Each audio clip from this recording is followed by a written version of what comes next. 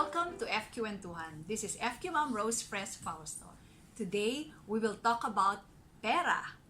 This is the Personal Equity and Retirement Account. This is our version of the US 401k. You know, the law was passed as early as 2008, but it took a while to finish all the regulatory guidelines. Until finally, on December 22, the Bangko Sentral ng Pilipinas finally launched PERA. Today, we will be helped by a very special guest to discuss this topic. He is the head of the Trust Department of the country's largest bank, BDO, which was actually the first bank to be accredited in this PERA program. Ladies and gentlemen, let's welcome Ador Abrogena. Ador, bati ka naman sa mga viewers natin. Good morning, everyone. Happy to be here with Rose in FQwentuhan. Oo. Ador, pag-usapan natin itong PERA na to, di ba? PERA, di ba? Personal Equity Retirement and Retirement Account. That's what PERA stands for, no? Di ba mas okay yung ano natin, yung pangalan natin? Kasi sa US, ang tawag lang nila 401k. And you know the reason? It's just that yun yung paragraph yata doon sa tax code nila. At least tayo mas creative. Mas magaling tayo. So tell us about this. This is voluntary. It's a voluntary scheme for people to save for their retirement. Yeah. There are incentives so that make you want to save more. Yeah, it's a motivation. Ano? Yeah. So you will have tax benefits from the time you make a contribution to the time that you withdraw the funds. Yeah. Because you're retired, or even before retirement, if some causes that are enumerated in the law. Okay. So that maliwanagan yung mga viewers natin, let's talk about the parties involved. Diba? Meron yung sinasabi na there are 4 parties involved daw dito sa PERA. No? First, yung binanggit mo na, the contributor. Kayo po yon. Kung mag-a-avail kayo nitong PERA, you are the contributor. You are the one contributing to that account. And then, it would need an administrator. Yes. Kayo yon, BDO, ano? Ano yung trabaho ng administrator? The administrator is there to make sure that the guidelines of the law and the rules are followed. No? Yes. That you don't exceed your 100,000 limit per year, that you are invested in the kind of investments that are allowed. Yes. That you don't withdraw before. So yung mga rules are really implemented. All of those. So that's the second. So we make sure that the rules are followed. Yeah, and then you also have an investment manager. Yes. Okay, the investment manager, it's also it's the regulatory entity. It's a regulated entity accredited also by the Bangko Sentral, and it is the one authorized now to make the investments. Can BDO be both the administrator and the investment manager? No, there will be a conflict of interest there. So separate pa yun. Yes. So we cannot be an investment manager if we are. And then there's a custodian pa eh. So kasi nakasulat dito do sa law, contributor, administrator, investment manager, and the custodian. Okay. So Ador, dapat lahat ito iba-iba? Hindi pwede Yung mag-dual custodian role? and administrator hindi rin pwede. Nasabay. So I cannot have both roles as custodian and administrator at the same time. How about if you're the investment manager? What other role can you take? As investment manager, Kasi parang ang nakalagay dito sa law, parang it is the one authorized to make the investments. yeah, you cannot be the product provider because then you will be biased towards Your own product. your own product. Nung tinignan ko kasi the site of BDO, there's a BDO PERA. Okay. So yung nandun na yung mga funds that are accredited, I think, under the PERA. No? There's a BDO Equity Index, there's a BDO Bond Fund, and meron pang money market. Yes. Nagtaka nga ako bakit may money market? If this is intended for retirement, which is a long-term investment. Well, there are people who would be nearing retirement and would probably want. That's true. Diba? Baka mamaya, Ador, 59 na ako eh. Pare, diyan ka na lang sa money market. Ganun Exactly. yun. Because you can move from one product to another. Yes. Anytime. Okay, and this is now the control of the contributor? The contributor, yeah, it's always at the control of the contributor. Okay. Because after all, it's his money. And he can ask an investment manager to help him to make the decisions, but ultimately it's really his. So. There was already a mention a while ago, though, but I think we have to say that again. The limit of the contribution to the PERA every year is how much? 100,000 for local. Okay. And if you're an OFW, 200,000. 200,000 per year. Yes, yung contribution for the entire year should not exceed 200,000. But I read kasi in the law, if it exceeds, it's not gonna be part of the PERA, which is enjoying the benefits, but it can be a separate savings and investing account. Would you know why there is a difference in the amount for the OFW? Why is it favored? Why is it double the amount of the Filipino working in the country? Well, I guess their OFWs have more reason to invest. To save. And I guess that's the way the government encourages them to make that. And probably because we are not so sure din, ano, di ba? They're expected to come home, baka yung mga companies nila. They would be the ones needing the benefit, no, the program during the retirement period, no? Okay. Kanina we were talking about something which is medyo malabo pa. Kasi I asked Ador, how is it if you are, for example, I am an OFW and then I come home, but I still intend to return to whichever country, my host country or another country, to still be an OFW. But for the meantime, I'm working in the country and I want to continue contributing. Di ba sabi ko, so ano yung limit? Is it now the 100 while I'm working here? Or is it still the 200? Because I still intend to continue becoming an OFW. We will have to so itong yung ask, mga ano, no? Yeah, for more dun sa mga hinihimay na finer rules on those. For now, it's really, if you're OFW, it's 200,000, 100,000 for locals. Where there is a limit because there is cost to the government. Yes, there is a cost. Yun lang po yung reason kung bakit may limit. It doesn't say na tama na yan, kasya na sa retirement mo yan. Definitely not, di ba? So, let's talk about those things naman. The tax benefits, the other incentives to the contributor. Okay. Ano ba so, yun? if you're a contributor, you contribute out of your own funds, you get a tax credit of 5% of what you contribute.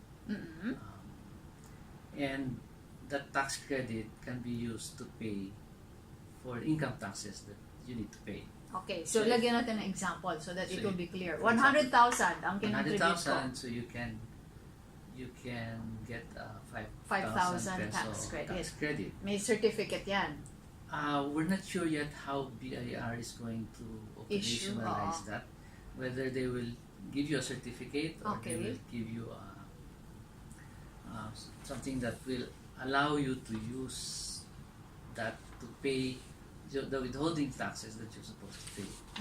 If you're an employee, for example, you pay withholding tax, right, on your income. But isn't that can be applied to that withholding tax. Okay, correct me if I'm wrong. Parang nabasa ko na that portion that you contribute is not anymore subject to withholding tax. Is that right? The portion of your contribution. Okay. Hindi na siya. That is if it's your employer who contributes. Another point that we have to make is that your employer may contribute to your PERA provided that it is still within that limit, 100 and 200. Yes. Okay, so now if the employer is the one contributing for me, hindi na siya subject to withholding tax. Yeah, it doesn't form part of the income that is subject to withholding tax on your part. Okay. So aside from that, the tax credit, meron pa, no? The earnings from my investments are also free. Yeah, free of tax. Free of tax. So, yung usual kasi natin, magkano ba? The 20% withholding on Malaki rin bonds na. and interest income. Yes. And then dividends. Yun. So, income taxes, basically. Yeah. So, Ador, it's been what? 8 months since it was launched, the PERA. Pero you were saying parang may birthing pains, ano? Medyo konti pa lang ang take-up nitong PERA. Like, for instance, in BDO's case, are you at liberty to tell us? Well, still not many. Primarily because the process of enrolling people, onboarding people into PERA is quite tedious. Lengthy. Yun nga. Because you have to Totoo yan. make sure that the contributor understands what PERA is all about, understands the risks of the investments he's making. We also have to show all the types of investments that are available. Yeah. Okay, and then what are the privileges and what are the penalties if ever So this is they on you. take it out. For example, you as the administrator bale yan, ano? Yes. So, cost mo yun? Of course. Walang mga, for example, BSP initiatives to teach about PERA? And then, There are. BSP Okay. has a video about PERA. oh yeah. Pero yung The thing is going to the employees exactly in companies, yeah. no? We do- Tapos nakaabang lang kayo doon para kung gusto na nilang mag-enroll. May mga ganun ba? Yeah, we do company visits. No, but that's We the do one on you, seminars di ba? yes, For yes. BSP does that also? BSP has a what you call the caravan. Alright. So, medyo dahan-dahan pa, I no? think And, they will include PERA in there. Tsaka marami pang mga tanggalin dapat yung mga pampahirap, no? You were saying it's There's- very tedious. Yeah, as I said, no, the rules, not all the rules are complete. Like, for example, how the tax credits are going to be paid out. So those things we still have to refine. Yeah. The roles of each one. How do Yes. we connect with each other? What are the standards of turnaround times when we move money from administrator to custodian to the product providers. Those things are industry issues that we have to iron out. To iron out, no? So that Tsaga-tsaga. will take a little time. Oh, But nga eh. it will get there. I mean, everybody's working on it. Our BSP is of Yes. course on top of it and making sure that things go go further. Yeah. As planned. Oo. Sana nga, no? On its first anniversary, may malalaking strides na mangyari. That's I was just December, wondering. no? I was just wondering, Yeah, I think we should be able to launch more. do you have target dated funds already? Wala pa. Yun kasi yung maganda din dito, eh. No? The industry is working with BSP on that to allow more flexible types of arrangements from just the plain new ITFs Yeah. to more specific, more tailor-fitted to certain niches. So, in parting, Ador, ano bang mga, baka may message ka sa viewers natin, ano, to whatever, if they want to avail of this, what can they do? Can they contact BDO Yes. to address our viewers? Well, I think PERA is a very good program of the government. It will allow you to save and invest for your retirement, and it's a very important part of your financial wellness. So we're working hard on this together with BSP and BIR to make sure that the rules that we need to make it operationally feasible, Yeah. that will make the cost go down Yes. for people. No? Because if you have if it's operationally efficient, then you bring down the cost, Yes. You which attract more, translates yeah. into better yields, better for everybody Yes. involved. So it's just a matter of time, I would think, because BSP is working on it, BIR is also on it. And you guys who are We accredited. Yeah. So medyo a little patience, but we will be there. Yes. And in fact, they can already enroll, kahit na medyo Yeah, nagulugulo. it's a little tedious. No? It takes a while before you get on board Yeah. and you get to contribute, or you have to attend a seminar that's that explains what PERA is all about, and you need to Or go check the through. website, diba? Medyo makapal din yung yung Oh, but there's a video by BSP, which is just a few minutes. So, for starters, siguro you can go check that out. we have medyo makapal yung documentation. You have so many papers to sign, but Online. we want to be able to get it online so that it's faster for Yeah. everybody. Okay. So with that, retirement really is this is one of the most difficult challenges siguro that we have preparing for our retirement. How much do we really need? Is it a percentage of our current income, or should it even be higher? How many years should we really prepare for?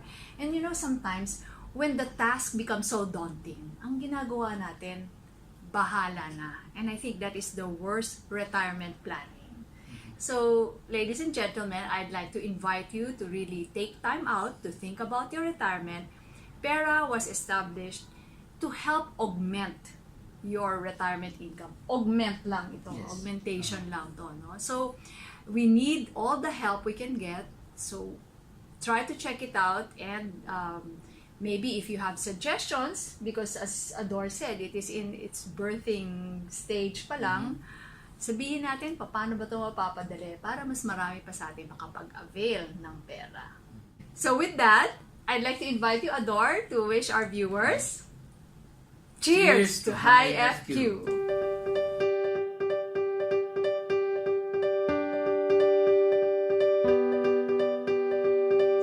Ano ang FQ report tip mo sa kanila?